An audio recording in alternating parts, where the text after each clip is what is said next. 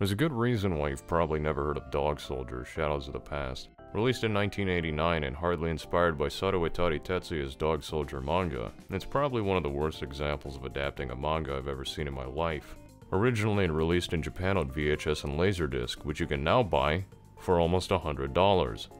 Luckily, US Manga Corps, the same guys responsible for bringing over classics previously featured on this channel such as MD Geist and MD Geist 2, would later release Dog Soldier in the US for all Americans to enjoy, which you can now buy for almost $100. You could also just watch it for free on YouTube, which even has a Google Drive link to download the entire thing. Thank you, handsome little guy, for preserving this wonderful piece of media. I love you. But the question is this even worth watching ironically? To answer this question, I'll be talking about Dog Soldier's awful OVA, and its much better manga. Shadows of the Past stars John Kyosuke Hiba, which you might realize looks an awful lot like a certain machine gun wielding John also from the 80s. The story involves John being contracted by the CIA to retrieve the cure for AIDS from the international arms dealer, Phantom. Now that sounds super catchy, I know. Rambo AIDS? International arms deals? Rambo AIDS? That's a formula for pure cinema right there, and that's what got me to watch this thing in the first place. Except, there's just one problem here. It's hardly about this shit at all. Most of it's actually about John and this stupid drama triangle between him and two of his childhood friends. Which I guess could work, but in practice all the development we see between these three is a flashback sequence they play for us several times over a 40-minute runtime. But who really cares about the story? There's a much more important thing we need to talk about first, and that's the action. Real quick, what comes to mind when you think of Rambo? It's probably shooting people and screaming really loud. Sure, First Blood had some commentary about the Vietnam War and how American soldiers were treated after it, but you don't remember that. You remember him shooting an M60 in Rambo 2 and going like, "Ah!" or helping the brave Mujahideen fighters of Afghanistan. And despite the decline in narrative quality up until Rambo 4, shit explodes and people get shot, and that's really fun. So with that established, check out some of the groundbreaking action Dog Soldier has prepared for you.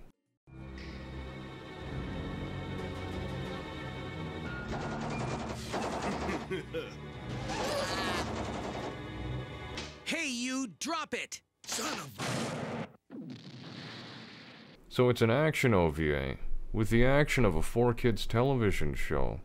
This is on the same VHS advertising MD Geist, Dominion Tank Police, and fucking Genocyber. Sure, people in Shadows of the Past shoot each other, but they bleed dust particles, and compared to the complete insanity I'm going to show you from the manga later, it's insultingly family-friendly.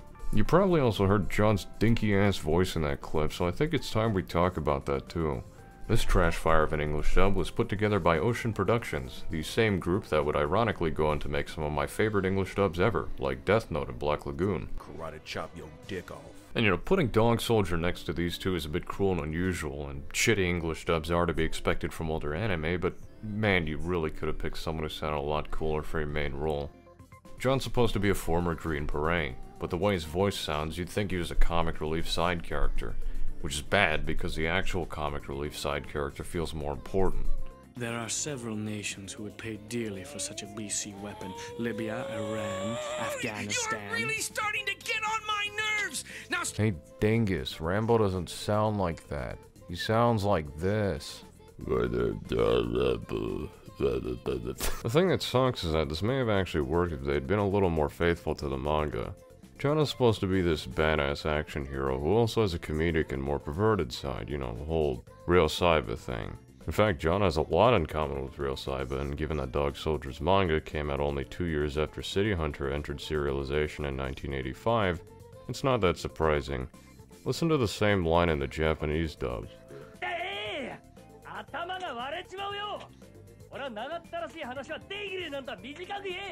In case it wasn't obvious enough, they even got Ryo's actor, Akira Kamiya, to play John in the OVA. But it doesn't really work here, because while the manga does give him some comedic moments, in the OVA these are mostly absent, which makes it really awkward and unfitting when all John's English lines are delivered with the tone of a late show host. And the rhythm of my cardiac arrhythmia. John and his friend Fudo dig holes for a living at a construction site, which is suddenly caught in the middle of a shootout between the military and some mercenaries. These are normal workplace conditions in California. And this is also the one time you get to familiarize yourself with Fudo. If you're like my friends and I, who are too busy dicking around to pay attention, you'd think this guy was some dimension-hopping motherfucker with the way he just randomly shows up in the story to do something really cool before disappearing back into the void. Anyways, this whole shootout is happening because a scientist went rogue and stole the cure for AIDS from the US government. During the shootout, John, Fudo, and the scientist end up at gunpoint in a hangar. After this, I promise this shit is gonna be short, I swear I'm not just reading off the fucking synopsis. The scientist then stabs somebody, everyone starts shooting at each other, and then we suddenly cut to an ambulance that drives off before the building explodes. The assumption here is that John, Fudo, and the scientist, whose name is Kathy, by the way, I'm just gonna be calling her that from now, all get into the ambulance and get away. But we never see this happen. I know it sounds like a minor nitpick, but as you'll soon find out, Kathy ends up in contact with the antagonist, Phantom, while John is knocked out and captured by this Fed contractor guy named Takechi. These two guys are directly opposed to each other, so what the fuck happened inside that ambulance? It's like that scene in Empty Geist 2 where his captors are dead, and, you know, Geist is doing perfectly fine. But then the next scene has him captured and unconscious. Like, you know, what the fuck happened there? If you turn your brain off and enjoy all the crazy action in Geist 2, you don't really care because you're having fun. But there's no crazy action here in Shadows of the Past, so I'm not having fun, and the focus is put on this fucking wet napkin scribble of a story. We believe it was stolen by Phantom. Phantom? He's that new up-and-coming death merchant, right? I love how he words this new up-and-coming death merchant. Takechi wants John to retrieve the virus and Kathy for the Pentagon. It sure is convenient that they met the night before. It's even more convenient that she sends John a note telling him to meet later that day too, so it's not like we have to look for anything like that. I like this Tag his ass. deep baseball symbolism. I've never seen this before. Damn, he's gonna go home base. Yeah! What?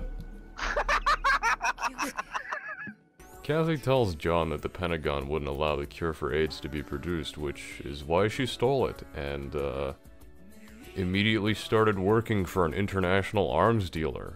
Anyways, guys with guns show up, and then other guys with guns show up, and people get shot, and then John gets caught in whatever the fuck this is. And then Phantom shows up, and oh, dude, no way, it's actually Makoto from John's super traumatic childhood. You know, the one we don't see at all, and...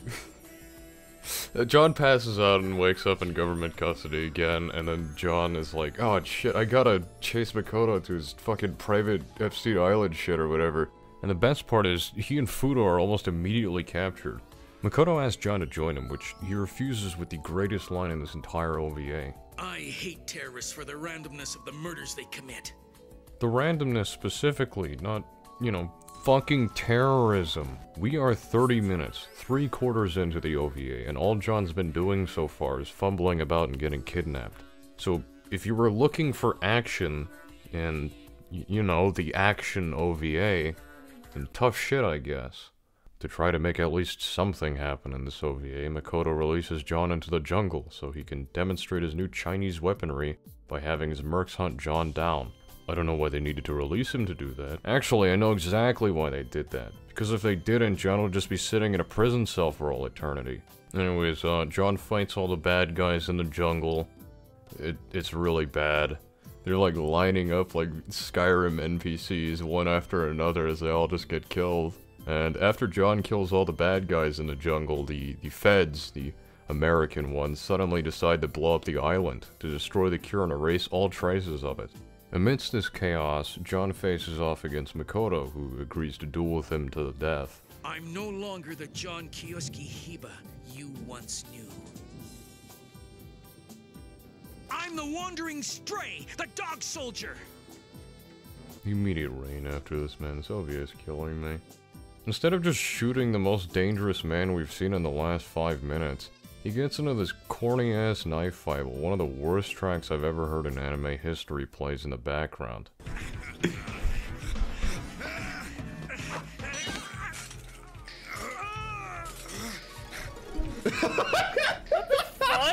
I didn't edit that in. What is that sound? What's really weird about the music choice here is that we actually had a really good blues track just moments earlier with a killer harmonica part.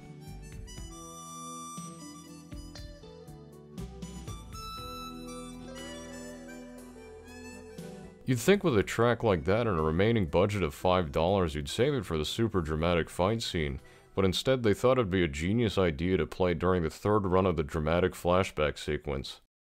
Makoto, having been disarmed, summons a random explosion with his super AIDS wizard powers and pulls a gun on John, who can't fight anymore because he got a little boo-boo from standing in the middle of an explosion.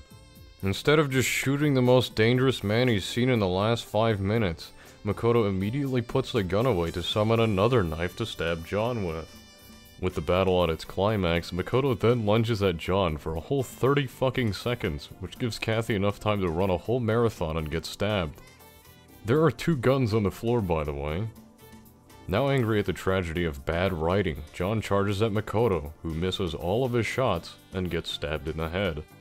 This isn't lethal, because despite the knife going through his skull and into his brain, he's not really bleeding that much, and has enough time to give us his cool backstory. The people who killed my parents were white men, like my father. Well, that's great, man. They really want us to sympathize with all the characters here, but, you know, I don't care. They're dead. The island blew up and the story's back to square one with John and Fudo flying off into the sunset. The end. I know 40 minutes doesn't feel like enough to tell a story with, especially when a lot of people, myself included, compare OVAs to movies, but holy shit, that doesn't mean you just do nothing. Especially given the source material, which not only is fast-paced, but also has a lot of standalone stories of infinitely higher quality you could have easily adapted into a 20-minute episode to test the waters with. Speaking of source material, it's time to talk about that. Shoutouts to Illuminati Manga, Happy Scans, and Hokuto no Gun for scanning and translating the manga, because otherwise I would have had to read this all in Japanese. Dog Soldier, the manga, it's just Dog Soldier by the way, is probably one of the most unhinged works of art I've read in a while, and I mean that in a really good way. Being written in the 1980s, a lot of then current global politics and events would work their way into Dog Soldier's setting. There are a lot of really nice touches scattered throughout that deserve mentioning, such as the wide variety of weaponry and technology, real-life conflicts, and political leaders that make this feel like a really cool time capsule at some parts. My favorite piece of Dog Soldier trivia is John's background as a third-generation Japanese-American who fought in the Vietnamese War. Now, you could easily write that off as, well, Rambo fought in Vietnam, and the mangaka is very open about Stallone's character being the main inspiration for Dog Soldier, but this background actually lines up with what a Japanese-American immigrant living in Hawaii might have actually gone through back then. It doesn't change too much in the story, but it does help give context to his feelings about working for the government. John, and maybe the actual mangaka himself, isn't indifferent to the US government. He fucking hates it with a burning passion. Like, we're gonna have the main character punch Ronald Reagan in the face hates it. And with all I've said about Dog Soldier so far, you'd think this was a deep thought piece masquerading as a violent shonen manga. But this is where we need to start talking about the other parts of Dog Soldier. These usually follow a similar structure, so I'm going to use chapters 6 and 7 as an example because I think it demonstrates it perfectly. You can also use this as a litmus test to see if you'd be interested in reading it. Usually, each chapter starts with a cold opening, and these are great, because in this one you get exactly 1 page of normal dialogue before you turn to a 2-page spread of a passenger plane violently exploding, with the flames burning out a headline that ominously reads, US President Visiting Japan. It's fucking great. We then find John and Fudo struggling to make ends meet at McDonald's before Takechi, their handler, tries to coerce them into being the president's bodyguard.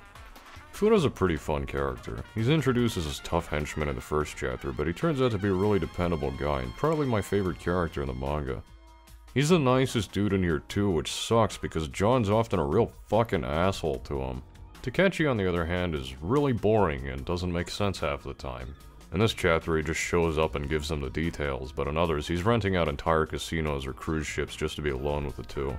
He also tends to hire people who not so subtly betray the duo before the mission's even finished. So he's mostly reduced to the job guy who dumps all the lore at the beginning of the chapter and fucks off. The reason John takes these jobs from Takechi is different each time, but they're usually along the lines of personal conviction and plain stupidity.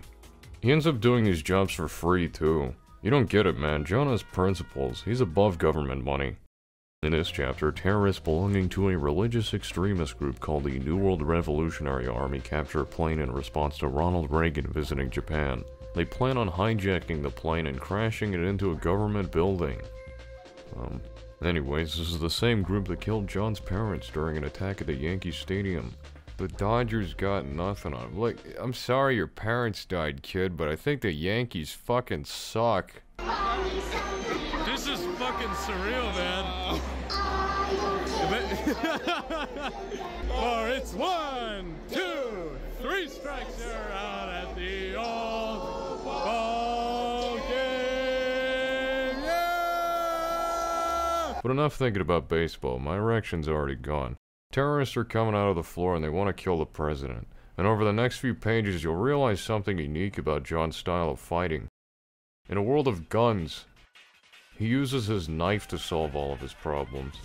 This actually makes sense given Saruwatari Tetsuya's interest in martial arts, which he would later tap into with certified hood classics like Tough and Rikyo. But it's a little funny here when every other guy is armed to the teeth. John doesn't care though, he's a main character. Is there a guy within knife range? Stab him, of course. Is there a guy out of knife range? Throw knives at him, of course. Is there a massive passenger jet about to ram into a federal building? You fucking stab it, of course. I love John's comical dedication to stabbing everything. You'd think he'd rip his arms off after a stunt like this, but he manages. I mean, the knife slashes through the metal of the airplane and he simply kicks through one of the windows to continue stabbing everything else. This is a thing you'll also notice throughout the manga. Named characters are actually just superhuman. They never explain this too. It's not like they have superpowers, except for a few, we'll get to that. You just have to accept the fact that there are people in the world of Dog Soldier who can cut people clean in half, kick through concrete walls, fly, hypnotize people, all the works. There are times when John will fight somebody and stab right through their skull before cutting their head and filleting them into perfectly cut meat chunks. He does this often too, and it does get a little repetitive, but at the same time, like, it's a signature move. Sure, there are times I'll get bored with said signature move, but then I'll see John cut through a guy's handgun all the way up to his elbow with detailed gun internals and everything, and suddenly all's well with the world.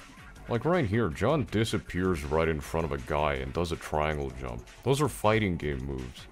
Having utilized this to stop the terrorists in the plane, he declares war on the terrorist leader Zardoz, and we go right into the next chapter where Zardoz's men take over Ikuda Air Base in Tokyo and steal fighter jets. Predictably, they use these to attack the government building John and Fudo are guarding. Now, if you've been paying attention, you probably remember me saying that John is strictly a melee guy. So how do you think he's gonna take on airborne fighter jets? Is he gonna jump really high and stab them? Think about that for a couple of seconds. The actual answer is bullshit. Somehow he predicted that Zardoz's men would steal fighter jets and try to bomb the building with them, and instead of notifying the base ahead of time, somewhere between chapters 6 and 7, he quickly inflated a bunch of balloons with hydrogen and hid them in a tree. That's not being clever, that's called being fucking psychic. You read the script. That's cheating, John. You're cheating. Where were you during Hurricane Katrina, John? When the pilots fly near the balloons, John launches a flaming knife thing from his arm bow thing and is somehow accurate enough to calculate the trajectory of the flaming knife, balloons, and fighter jet and blow it up. This is all after John gets shot several times by a 20mm Vulcan cannon, by the way. Look at the size of that round. You'd be visceral jello after taking a burst of these. When I say characters in this manga are superhuman, this is the shit I'm talking about. Unfortunately though, a 20mm bullet is still a 20mm bullet, and while John successfully takes out one of the pilots, he passes out shortly afterwards, giving the terrorists enough time to shoot missiles at Ronald Reagan. Is this it? Could this be the end of the United States? Find out after this boring flashback sequence of John seeing his dead parents in the hospital. Kid, your father wanted you to have this comically large knife, which he had wrapped like a Christmas present on his person at all times. You know, in case he ever got shot to death by terrorists. This is the iconic John Kosuke Hiba dog soldier knife he carries all the time. If you read the engraving on it, you can see the text Ader Jungle King 1, which is actually a real knife, stupid handguard aside. Funny enough, the guys who made the OVA couldn't read it properly, because over there it reads Ator Jangle Ring. Baby John swears revenge on the terrorist group, which coincidentally is the same one he's dealing with now. He wakes up in a hospital, where a television is broadcasting news that the president is being held hostage at the airbase. Despite having multiple bullet wounds, he gets up a day after the injury and decides to take on the entire Revolutionary Army with Fudo, which they do by rigging explosives everywhere and sneaking into the base while everyone's distracted.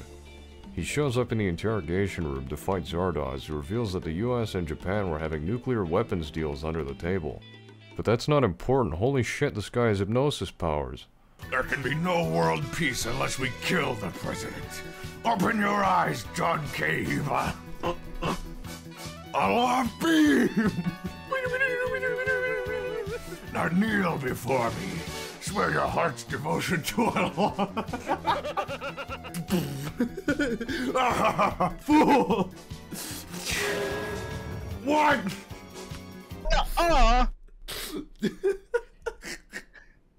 I am the power of Jesus Christ! No, I'm kidding, he doesn't say that. He's just immune to this shit because he's a main character. Having blocked Zardoz's sword with his knife, instead of kicking the guy or doing literally anything that makes sense, he just pushes. Not swings. Pushes the knife harder, and cuts through the sword, into the guy's face, through the guy's skull, and cleanly bisects the top of the guy's head off, just by pushing through it. After getting shot numerous times by 20mm Vulcan cannons the day before. Fuck your final battle. The president was actually body double this whole time. Nobody figured this out until now. Luckily, he's right around the corner, so...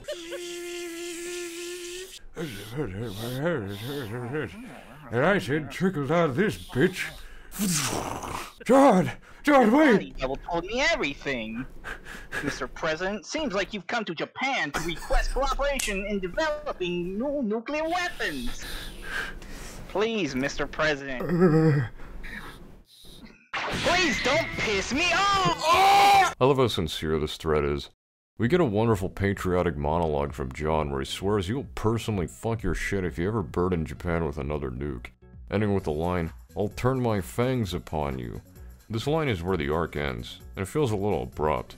This is a common problem with a lot of chapters where after the chapter's main villain is introduced, the conflict usually ends right after that with John decapitating the big bad guy in a single slash. The example I gave you took place over 2 chapters, by the way. Imagine how fast-paced this would be with only 1, and you have the average pace of Dog Soldier. It's a little frustrating when some chapters take a little extra time to build up the villain as the evilest, strongest motherfucker like no other, only to have them die in the same way everyone else does. I can't tell you how many of these evilest, strongest motherfuckers have been minced by John's special move while being told to confess your sins in hell. In a different chapter, you have these 2 flying Russian psychics who have psychokinetic powers that allow them to explode people's heads from a distance. They're fucking Dragon Ball characters. So how do you think John deals with an enemy like this? Seriously, how do you think he'll take these guys— oh, it's that fucking move again. And with every other character and villain having the exact same build-up and death, you'd be right in thinking this manga gets really repetitive. And it does, but it makes up for this by progressively becoming more unhinged as it goes on. Would you believe me if I told you that this panel of this weird-ass creature was from this manga? What about this homeless guy who can somehow control an army of venomous spiders? Care for a one-off boxing chapter? Do you want to see John get nailed to a cross, only to have the incredibly unsubtle crucifixion symbolism be solidified by having Jesus' actual Christ appear next to him? What about John killing Gaddafi in the 80s? Yeah, the actual Gaddafi. He even kills him in a way that coincidentally predicts how he'd actually be killed in 2011. So yeah, things get a little crazier as you go on, but this comes with a catch. It's not fully translated yet. You can read volumes 1 through 6 in English on your legally questionable manga platform of choice, but volumes 7 through 12 are only in Japanese, so you have to know the language or bust the old dictionary out for these. It is an ongoing translation, so if you're someone good at proofreading or editing scans, you can get in contact with Hokuto no Gun if you want to help. If you're illiterate and can't read any human language at all, you can at least look at the art, which ranges from kinda inconsistent to pretty good. Sometimes the art looks traced, and sometimes you see the same drawing in a panel a few pages later. Now, I personally can forgive these because drawing is a pain in the ass, and having to serialize a manga in a publication sounds like literal hell. During the everyday life parts of each chapter, the art style is also a lot more cartoony and comedic. So when you see it right next to a hyper-realistic drawing of a guy about to have his head explode, it makes for some serious whiplash. There are 3 different styles here. But despite this, I think the art does a good job at conveying the crazy movements some of these characters are capable of, and complements the violent and more action-oriented parts when things get going.